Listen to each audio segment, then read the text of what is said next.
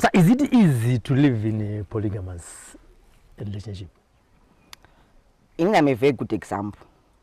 I did the monogamy in the polygamy. Yeah. The polygyny way is the best. So that is why ndrukudaro? Maybe andisikuti zvakashata. Yeah. Kuva one man, one wife. Andisikuti zvakashata. No. Ndukuti baba good. Like in life ka pane paunoona kuti zvoniso ndoti chii handisizoti ndinodaidza nditonzwe avo haasi mune sakatenderwa kuzviita. Okay.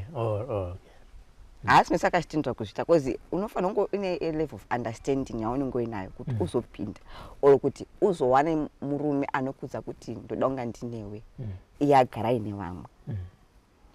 So ndikuti chii ndikuti inini the first experience tiswaya vanofamba vachiti haiwa marriage haina kana dhiri haina.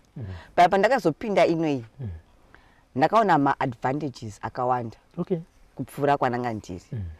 Like inanga ndiri munhu wekuti kana murume itomboti murume anditi zvonizvo mayonitoro chakati and ndaita resistance yekuti kudini matedza kutora mekai but nekuti ndakapotidzwa nemasisters vanondidzidzisa kuti murume anoitwa zvakadaiwo anoitwa zvakadaiwo and mupolygyny hatisi kuti zvonizvo vanhu vanonga vachingopusirana ngavarumba but tinokavhiridzana tichibatsirana because handina kuya ndiri perfect ini ndakatoyawo nditone yangu pfungwa dzandinadzo but nekuda kwekuti ndakazosangana naGabriel and then masisters angu vakazondibatsira kuona the life a better way.